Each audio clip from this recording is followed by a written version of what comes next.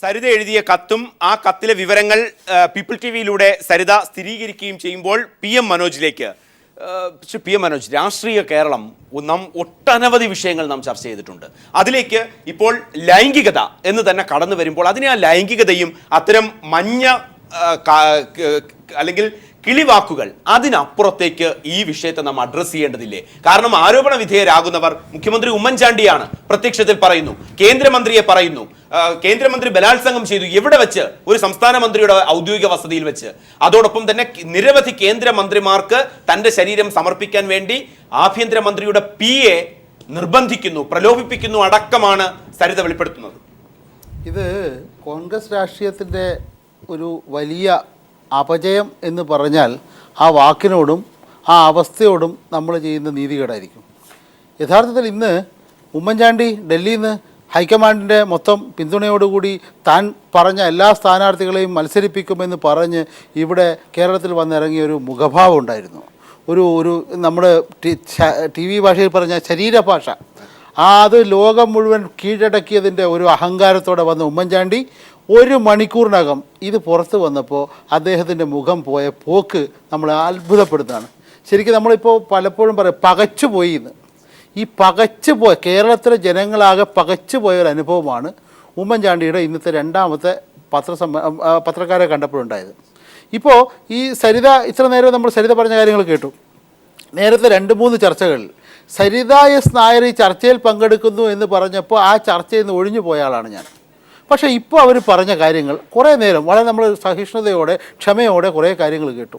ഈ പറഞ്ഞതിൽ ഏതെങ്കിലും ഒരു പോയിൻ്റ് പോലും എനിക്ക് നിഷേധിക്കാൻ തോന്നുന്നില്ല. കാരണം അതിൻ്റെ ഓതൻറ്റിസിറ്റി അവരൊരുപാട് വെറാസിറ്റി എന്നൊക്കെ പറഞ്ഞവർ, ഈ അതിൻ്റെ ഓതൻറ്റിസിറ്റി, അതിൻ്റെ ആധികാരികത, അത് നമ്മൾ കേൾക്കുന്ന മലയാളികളൊക്കെ ഇത് കേൾക്കുകയാണല്ലോ, കേൾക്കുന്ന ഒരാൾക്ക് പോലും നിഷേധിക്കാൻ പറ്റാത്ത രീതിയിൽ ഉള്ള ആധികാരികത ആ വാക്കുകൾക്കുണ്ട്. എന്തുകൊണ്ടാണെന്ന് വെച്ചാൽ അവർ ഒരു സംരംഭം തുടങ്ങാൻ വേണ്ടി വന്നവരാണ്.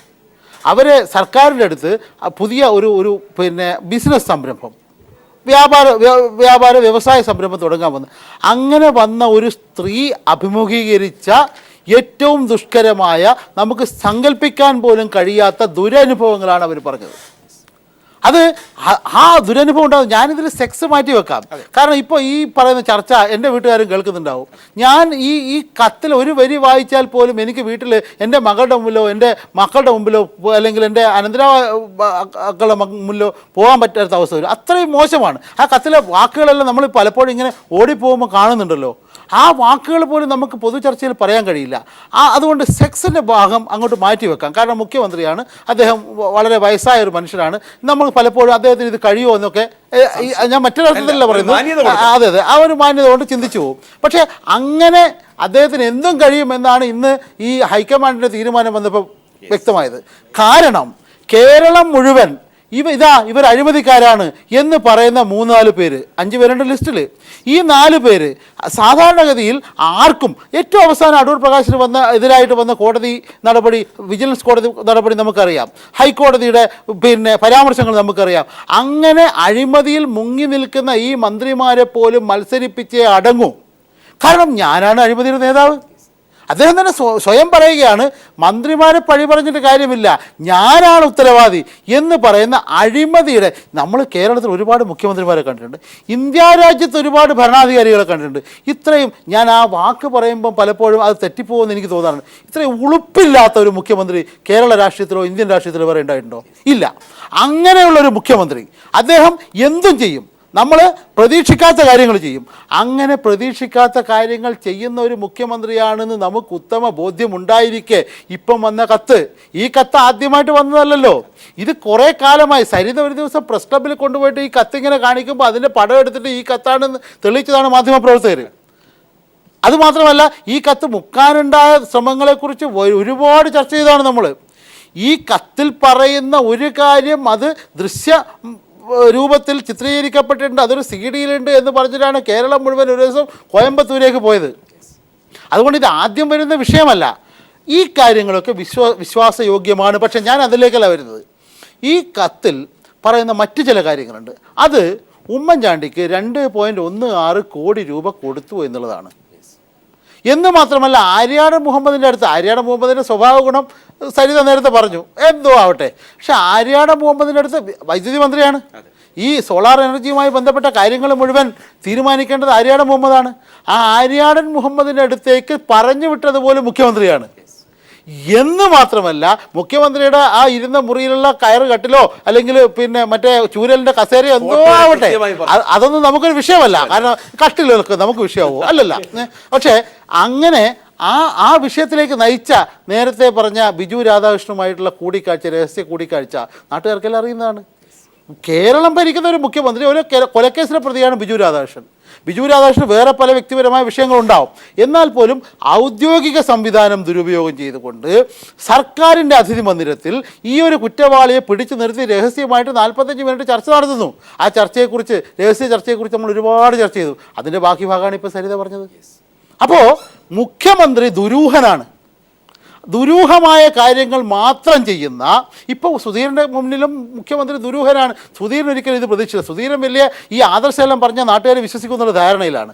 അതോടെ തനിക്ക് ജയിച്ചു പോകാൻ തൻ്റെ ആളുകളെയൊക്കെ പിന്നെ മത്സരിപ്പിക്കാം, തൻ്റെ പിടിവാശി ഒരാളെങ്കിലും, ഇപ്പം 5 പേരെ പറഞ്ഞു. അതിൽ ഏറ്റവും വലിയ രസമായ കാര്യം എന്ന് പറഞ്ഞാൽ ഈ ഹൈക്കമാൻഡിന് മുന്നിൽ ആരൊക്കെയാണ് അഴിമതി, എന്താണ് അഴിമതി, എന്താണ് ഇവരുടെയൊക്കെ കൊള്ളരുതായ്മ എന്ന് വാദിച്ചത് ഈ KPCC പ്രസിഡന്റുമാണ്. അതാണ് എന്ന് മാത്രമല്ല, ഇപ്പൊ ഇതിന്റെ രാഷ്ട്രീയമായ വശം നാട്ടുകാർക്ക് മുഴുവൻ മനസ്സിലായി. ഇതൊക്കെ അഴിമതിക്കാരാണ്. സുധീരൻ 5 പേരെ പറഞ്ഞെങ്കിലും ഇത് മൊത്തം അഴിമതിക്കാരാണ്. അതുകൊണ്ട് ഇടതുപക്ഷ ജനാധിപത്യ മുന്നണിക്ക് ഈ തെരഞ്ഞെടുപ്പിൽ ഇനി അഴിമതി എന്ന് പറയണ്ട. ഈ സുധീരൻ പറഞ്ഞ കാര്യങ്ങൾ ഈ 5 പേരുടെ മുഖവും കാണിച്ചാൽ തന്നെ LDFന് സുന്ദരമായിട്ട്, ഇപ്പം 100 സീറ്റാണ് നേരത്തെ പറയുന്നത്. VS പറഞ്ഞു 100 സീറ്റിലായിട്ട് ഞങ്ങളുടെ ലക്ഷ്യം. ഈ 100ലും മേലെ പോകും. മിക്കവാറും കുഞ്ഞാലിക്കുട്ടി പ്രതിപക്ഷ നേതാവായിട്ട് ഒരു ദുർബലമായ പ്രതിപക്ഷത്തെ നമ്മൾ അടുത്ത തെരഞ്ഞെടുപ്പ് കഴിഞ്ഞാൽ കാണേണ്ടി വരും. കോൺഗ്രസിൻ്റെ അവസ്ഥ അത്രയും മോശമാണ്. ഈ ഉമ്മൻചാണ്ടിയെ ചുമന്നാൽ കോൺഗ്രസ് ഇനിയും നാറും. യെസ്, അത്തരമൊരു അവസ്ഥ നിലനിൽക്കുമ്പോൾ സരിത നടത്തുന്ന വെളിപ്പെടുത്തലുകൾ അത് രാഷ്ട്രീയ കേരളത്തിന് അപമാനം എന്ന് PM മനോജ് വെളിപ്പെടുത്തുമ്പോൾ, PM മനോജിന്റെ നിലപാട് വരുമ്പോൾ അഴിമതിയുമായി ബന്ധപ്പെട്ട് ഈ കഥകളൊക്കെ ഏതു തരത്തിൽ കൂട്ടിയോജിപ്പിക്കേണ്ടിയും വരും. 2013 ജൂലൈ 19 സരിത എഴുതിയ 22 പേജുള്ള കത്തുകൾ പുറത്തു വരുമ്പോൾ അതിൽ 3-ാമത്തെ പേജിൽ സരിത വ്യക്തമാക്കുന്നു മുഖ്യമന്ത്രി ഉമ്മൻചാണ്ടി ക്ലിഫ് ഹൗസിൽ വെച്ച് തന്നെ അപമാനിച്ചു, തന്നെ ലൈംഗികമായി പീഡിപ്പിച്ചു.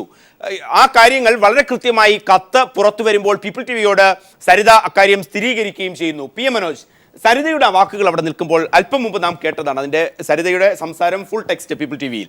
അവർ പറയുന്നതിൻ്റെ ഏറ്റവും പ്രാധാന്യം, ആ 22 പേജുള്ള കത്തിൽ താൻ എന്തൊക്കെ പറഞ്ഞോ അത് അക്ഷരം പ്രതി ശരിയാണ്, തൻ്റെ ജീവിതാനുഭവങ്ങളാണ്. ഇനി അതിൽ 70% കാര്യങ്ങളും തെളിയിക്കാനുള്ള തെളിവുകൾ, ഡിജിറ്റൽ എവിഡൻസ് വരെ തൻ്റെ കയ്യിലുണ്ട്. 30% അതിന് വേണ്ടത് ഇൻവെസ്റ്റിഗേറ്റിംഗ് ഏജൻസിയാണ്. ഇവിടെ അതിൻ്റെ പ്രാധാന്യം എത്രമാത്രമാണ് അവർ പറഞ്ഞു വെക്കുന്നത്. ഒരു ഇൻവെസ്റ്റിഗേറ്റിംഗ് ഏജൻസി ഇവിടെ ഇല്ല. ഒരു സ്ത്രീ ഇന്ത്യൻ നിയമവ്യവസ്ഥ അനുസരിച്ച് തന്നെ പീഡിപ്പിച്ചു എന്ന് നാം പറയുന്നത് അനുസരിച്ചാണെങ്കിൽ ഈവൻ എ വെർബൽ കമ്മ്യൂണിക്കേഷൻ അത് മതി. അതിനപ്പുറത്തേക്ക് കാര്യങ്ങൾ പറയുമ്പോഴും 70% തെളിവുകളുണ്ട്, 30% തെളിയിക്കേണ്ട ആൾക്കാർ എവിടെയെന്നും സരിത ചോദിക്കുന്നു. അവിടെയാണ് വിഷയം. കാരണം ഈ വിഷയവുമായി ഈ കേസുമായി ബന്ധപ്പെട്ട് മുഴുവൻ തെളിവുകളും യഥാർത്ഥത്തിൽ ഇതിനു മുമ്പേ പുറത്തു വരേണ്ടതാണ്. ഈ തെളിവുകൾ നശിപ്പിക്കുക എന്നതായിരുന്നു ഉമ്മൻചാണ്ടി ഗവൺമെൻറ്റിൻ്റെ സർക്കാരിൻ്റെ ആകെ സംവിധാനങ്ങൾ ഉപയോഗിച്ചുകൊണ്ടുള്ള പ്രവർത്തനം. ഹേമചന്ദ്രൻ, ഞാൻ വിചാരിച്ചത് ഹേമചന്ദ്രൻ എന്ന് പറഞ്ഞാൽ മാന്യനായ ഒരു പോലീസുകാരനാണെന്നാണ്. പക്ഷേ ഈ ഹേമചന്ദ്രൻ മാന്യനാണെന്ന് ജനങ്ങളെ കൊണ്ട് തോന്നിച്ച ഹേമചന്ദ്രനെ പോലും സ്വന്തം അടിമയാക്കി സ്വന്തം കുറ്റകൃത്യങ്ങൾ മറച്ചു വെക്കാനുള്ള ഭൃത്യനാക്കി മാറ്റാനുള്ള കപ്പാസിറ്റി ഉമ്മൻചാണ്ടിക്കുണ്ട്. എന്നിട്ട് പോലും സരിതയ്ക്ക് ഇപ്പോൾ പറയാൻ കഴിയുന്നു, അത് ആധികാരികമായിട്ട് തന്നെ പറയാൻ കഴിയുന്നു, ഇതിൽ 70%ത്തിൻ്റെയും തെളിവ് എൻ്റെ കയ്യിലുണ്ട്, 30% നിങ്ങൾ അന്വേഷിച്ചാൽ കിട്ടുമെന്ന്. സരിതയ്ക്ക് ഈ കേരളത്തിലുള്ള ഇൻവെസ്റ്റിഗേറ്റിംഗ് ഏജൻസി നമ്മുടെ പോലീസാണ്. ഈ ഹേമചന്ദ്രനും ആ വിൻസെൻ്റ് എംപോളും ഇത് കഴിഞ്ഞാൽ ഇതൊക്കെ റെഡിയായി കൊടുത്തു കഴിഞ്ഞാൽ ഉടനെ പോയിട്ട് വിവരാവകാശ കമ്മീഷനായിട്ട് ഇരിക്കാൻ തയ്യാറായി നിൽക്കുന്ന അത്രയും നെറികെട്ട, അത്രയും സ്ഥാനമോഹികളായ പോലീസുകാരെ പോറ്റി വളർത്തി എന്നതും കൂടിയാണ് ഉമ്മൻചാണ്ടിയുടെ ഈ അഴിമതിയുടെ ഗുണം. പക്ഷേ ഇപ്പോൾ ഈ 70% അവർ പറഞ്ഞ വാക്കുകൾ നമ്മൾ ശ്രദ്ധിക്കേണ്ടതാണ്. കാരണം എനിക്ക് തോന്നുന്നത് കേരള രാഷ്ട്രീയത്തിൽ നമ്മൾ ഒരുപാട് ആളുകളെ കണ്ടിട്ടുണ്ട്, അങ്ങനെ പലരും പറയാൻ പോലും മടിക്കുന്ന രീതിയിൽ, പറയാൻ കഴിയാത്ത രീതിയിലുള്ള ആർജവത്തോടെ അല്ലെങ്കിൽ ആധികാരികതയോടെയാണ് അവർ പറഞ്ഞത്. എന്താണ്, എൻ്റെ കയ്യിൽ തെളിവുണ്ട്, വരട്ടെ, ഞാൻ തെളിയിക്കാം, ഇനി ഇതിൻ്റെ പേരിൽ വേറെ വല്ല നമ്പരും കാണിക്കാൻ വന്നു കഴിഞ്ഞാൽ ഞാൻ പഠിപ്പിച്ചു തരാം എന്നടക്കം അവർ പറഞ്ഞു കഴിഞ്ഞപ്പോൾ. അപ്പോൾ ഇത് ഈ സരിത S. നായർ ഒരു വ്യവസായ സംരംഭക, അവർ UDF ഗവൺമെൻറ് അടുത്ത് വരുന്നു. അവർക്ക് ഈ കാര്യങ്ങൾ നടക്കണമെങ്കിൽ അവരുടെ ശരീരം പോലും, പണം വേറെ, ശരീരം പോലും കാഴ്ചവെക്കണം എന്ന അവസ്ഥ വരുന്നു. എന്ന് മാത്രമല്ല, ഇവരുടെ സ്വാർത്ഥ താല്പര്യങ്ങൾക്ക് വേണ്ടി അവരെ കൊണ്ടുപോയി മറ്റുള്ളവർക്ക് കാഴ്ചവെക്കാനും കൂടി. സാധാരണഗതിയിൽ അത് നമ്മുടെ സമൂഹത്തിൽ എന്താണ് അതിനെ വിളിക്കുക, എങ്ങനെയാണ് അതിനെ നമ്മൾ പരാമർശിക്കുക? നമ്മുടെ സംസ്കൃത സമൂഹത്തിൽ, പരിഷ്കൃത സമൂഹത്തിൽ ഒരു തരത്തിലും അംഗീകരിക്കാൻ പറ്റാത്ത, അല്ലെങ്കിൽ സംസ്കൃത വേദിയിൽ പറയാൻ പറ്റാത്ത രീതിയിൽ കോൺഗ്രസ്സുകാർ അധപ്പതിച്ചു. ആ അധപ്പതിച്ചത് ഒരു ഭാഗത്ത് നിൽക്കട്ടെ. രണ്ടാമത്തതോ, ഇവരുടെ കയ്യിൽ തെളിവ് അവശേഷിക്കുന്ന രീതിയിൽ പോലും ദുരുപയോഗം ചെയ്തിരിക്കുന്നതാണ്. അതിനർത്ഥം ഇത് ഒരു ചെറിയ ഇപ്പോൾ വന്നത് ഒരു ചെറിയൊരു മന്ദമാരുതൻ മാത്രമാണ്. അവർ പറഞ്ഞത് ശരിയാണെങ്കിൽ ഇതിലും വലിയ ഒരുപാട് തെളിവുകൾ വരാനിരിക്കുന്നുണ്ട്. ഇതിപ്പോൾ കത്ത് അവർ പുറത്തുവിട്ടതല്ല, അത് മറ്റാരോ പുറത്തുവിട്ടു. എന്നാൽ ഞാൻ ഡിസോൺ ചെയ്യുന്നില്ല, അതിൻ്റെ വെറാസിറ്റി അതെനിക്കറിയാം, ഞാനതാ ഓൺ ചെയ്യുന്നു. അതിൽ പറഞ്ഞ 70% തെളിവ് എൻ്റെ കയ്യിലുണ്ട്, 30% വേണമെങ്കിൽ നിങ്ങൾ അന്വേഷിച്ച് കണ്ടുപിടിക്കൂ എന്ന് പറയാനുള്ള ആർജവം അവർക്കുണ്ടായി. ഇനിയുള്ള തെളിവുകൾ എൻ്റെ കയ്യിലുണ്ടെന്ന് അവർ പറയുന്നു. ഉമ്മൻചാണ്ടി അങ്ങനെ രക്ഷപ്പെടാൻ പോകുന്നില്ല. ഉമ്മൻചാണ്ടി മാത്രമല്ല, ഒരുപാട് പേരെക്കുറിച്ച് അവർ പറഞ്ഞിട്ടുണ്ട്. ഒരു കേന്ദ്രമന്ത്രി, ഈ ലൈംഗികത എന്ന് പറയുന്നത് തീർത്തും വ്യക്തിപരമായ കാര്യമാണ്. പക്ഷേ ആ ലൈംഗികത എന്തെങ്കിലും അധികാര സ്ഥാനങ്ങൾ ഉപയോഗിച്ചുകൊണ്ട് മറ്റൊരാളെ സ്വാധീനിക്കാനോ അല്ലെങ്കിൽ തൻ്റെ അധികാരം മറ്റൊരാളിൽ പ്രയോഗിക്കാനോ, അതല്ല ഒരാൾക്ക് എന്തെങ്കിലും നേട്ടമുണ്ടാക്കി കൊടുക്കാൻ വേണ്ടി ബോധപൂർവം ഉപയോഗിക്കുന്നതും ആയാൽ അത് കുറ്റകൃത്യമാണ്. ആ കുറ്റകൃത്യമാണ് കേരളത്തിന്റെ മുഖ്യമന്ത്രിയും മുൻ കേന്ദ്രമന്ത്രിയും അതുപോലെ മറ്റ് നിരവധി ആളുകളും തന്നെ ബലാത്സംഗം ചെയ്യുന്നത് സംസ്ഥാന മന്ത്രിയുടെ വസതിയിൽ വെച്ച്. അതായത് ഈ ഗവൺമെന്റ് മുഴുവൻ ഇത് നാറിക്കഴിഞ്ഞു. ഇതിന്റെ നാറ്റം ഇനിയിപ്പോൾ പെട്ടെന്നൊന്നും പോകാൻ കഴിയില്ല. ഏത് മാലിന്യ നിർമ്മാർജ്ജന പദ്ധതി അടുത്ത LDF ഗവൺമെന്റ് കൊണ്ടുവന്നാൽ പോലും ഇതിന്റെ നാറ്റം നശിക്കാൻ പോകുന്നില്ല. അതങ്ങനെ നിൽക്കും. പക്ഷേ ഇവർക്കൊക്കെ അഭിമാനമില്ലേ, അന്തസ്സില്ലേ? ഉണ്ടെങ്കിൽ ഇവരെടുക്കട്ടെ സരിതയ്ക്കെതിരെ കേസ്. അല്ലെങ്കിൽ സരിതയുടെ കത്ത് പ്രസിദ്ധീകരിക്കുന്ന ഈ പീപ്പിൾ ചാനൽ, അതുപോലെ നേരത്തെ പുറത്തുവിട്ട ഏഷ്യാനെറ്റ് ചാനൽ, ഇവർക്കെതിരെ കേസെടുക്കട്ടെ. ഉമ്മൻചാണ്ടിയെക്കുറിച്ച് കേരളത്തിൻ്റെ മുഖ്യമന്ത്രിയല്ലേ, വയസ്സായൊരു മനുഷ്യനല്ലേ, ആ മനുഷ്യനെക്കുറിച്ച് ഇത്തരം കാര്യങ്ങൾ പറയുന്നു എന്ന് കോൺഗ്രസ്സുകാരുടെ വേണ്ട ആത്മാഭിമാനം അവൻ കൊടുക്കട്ടെ. മുഖ്യമന്ത്രി കൊടുക്കണ്ട. മുഖ്യമന്ത്രിയെ സ്നേഹിക്കുന്ന കോൺഗ്രസ്സിലെ ഏതെങ്കിലും ഒരു പാർട്ടി മെമ്പർക്ക് കൊടുക്കാമല്ലോ കേസ്. കൊടുക്കട്ടെ കേസ്. അതാണ് സരിത വെല്ലുവിളിച്ചത്. നിങ്ങൾ കേസ് കൊടുക്ക്, ഞാൻ പറഞ്ഞു തരാം, ഞാൻ തെളിയിച്ചു തരാമെന്ന്. ഇതുപോലൊരു നാറിയ അവസ്ഥ. നാറി എന്ന് പറഞ്ഞാൽ ചിലപ്പോൾ ഞാനൊരു നാട്ടുപുറത്തുകാരനായതുകൊണ്ട് പിന്നെ അങ്ങനെ പറയുന്നതൊന്നും, ഇതുപോലെ ദുർഗന്ധവാഹിയായ ഒരവസ്ഥ കേരളത്തിലോ ഇന്ത്യയിലോ വേറെ ഉണ്ടായിട്ടുണ്ടോ? സരിത ആഡ് ചെയ്തത് ശ്രദ്ധിച്ചോ? ഞാൻ സ്റ്റേക്ക് പോകില്ല, എനിക്കെതിരെ കേസ് വന്നാൽ ഞാൻ സ്റ്റേക്ക് പോകില്ല, മുഖ്യമന്ത്രി പോയതുപോലെ. അതാണ് കേസ്. മുഖ്യമന്ത്രിക്ക് ഇല്ലാത്തത് ആർജവം എന്ന് പറയാം, നട്ടല്ലെന്ന് പറയാം, ഉളുപ്പ് എന്ന് പറയാം, അതൊക്കെ സരിതയ്ക്കുണ്ട്. അപ്പോൾ നമ്മൾ താരതമ്യം ചെയ്യേണ്ടത് ഇപ്പോൾ സരിതയെ മുഖ്യമന്ത്രിയായിട്ടാണ്.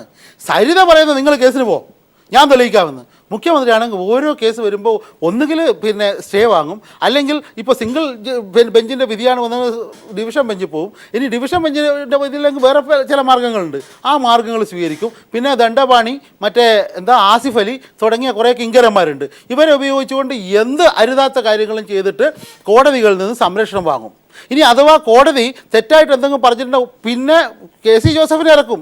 KC ജോസഫ് കോടതിയെ വൃത്തികേട് പറയും. അവസാനം കോടതിയിൽ പോയിട്ട് സാഷ്ടാംഗം വീണിട്ട് ഞാനൊന്നും ചെയ്തിട്ടില്ലേ, മാപ്പാക്കണം എന്ന് പറയുകയും ചെയ്യും. ഇങ്ങനെ നാറിയൊരവസ്ഥയാണ് കേരളത്തിൽ. ഈ നാറിയ അവസ്ഥ ശരിക്ക് ഇതൊരു നല്ല അവസ്ഥയാണ്. ബെസ്റ്റ് ടൈമിംഗ് എന്ന് പറയും. ഈ പിന്നെ 16-ാം തീയതി വരെയാണല്ലോ ഇത് കൊണ്ടുപോകേണ്ടത്. ഈ ജനങ്ങൾക്ക് ഇത് മുഴുവൻ ഇതുവരെ അനുഭവിച്ചു, 5 വർഷം അനുഭവിച്ചു.